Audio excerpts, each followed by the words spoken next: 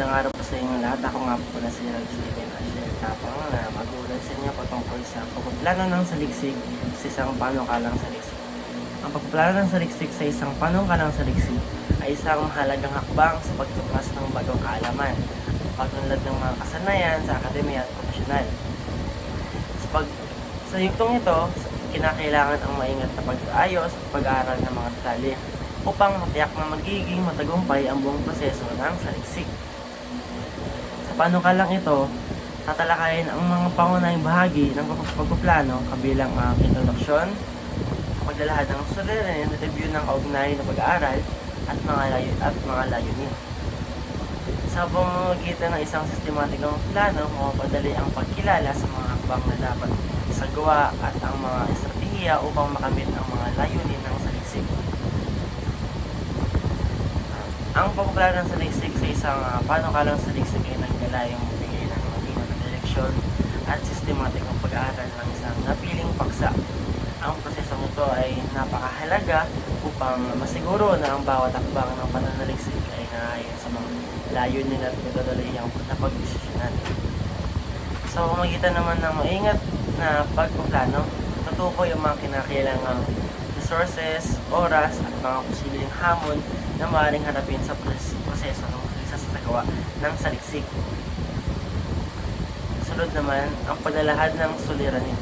Ang paglalahad ng suliranin ay isang kritikal na bahagi ng panukalang saliksik dahil dito inilalarawan ang pangunahing problema o tanong na nais sagutin ng pag-aaral.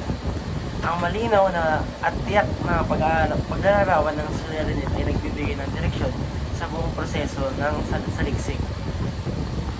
Kaya naman ang paglalahad ng suliranin ay naglalarawan ng pangunahing problema o tanong na isagutin ng pananaliksik. Ito yung nagiging pundasyon ng pag-aaral na nagbibigay direksyon at focus sa buong proseso ng saliksik.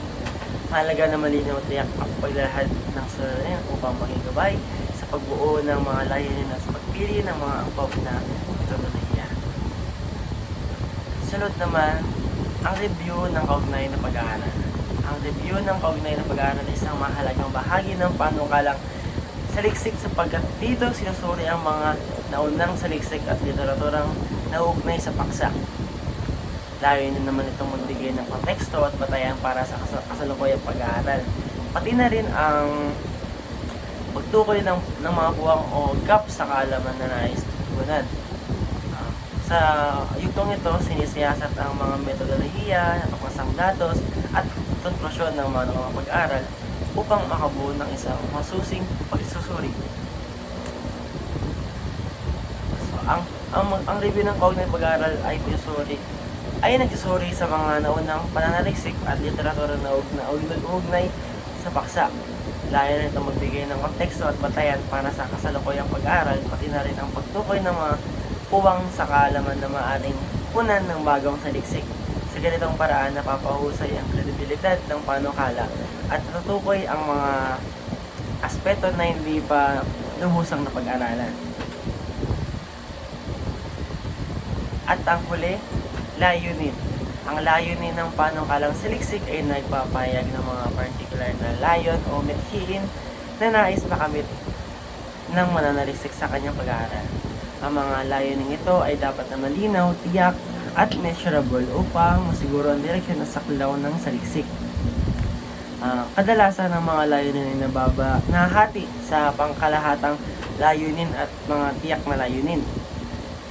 Ang pangkalahatang layunin ay nagbibigay ng pangkabuang larawan ng nais makamit ng pag-aaral, samantalang yung tiyak na layunin ay naglalarawan ng mga espesipikong hakbang o aspeto na susuriin upang matugunan ang pangkalahatang layunin. So, ang layunin daw ay panukalang saliksik na naglalahad ng mga particular na mithiin na nais makamit sa pag-aaral.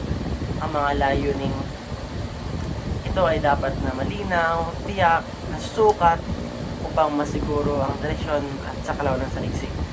Sa pagkakaroon ng malinaw na mga layunin, magiging mas madali ang pagbuo ng metodolohiya at estratehiya upang mas matagumpay na may sa katuparan ang pananaliksik.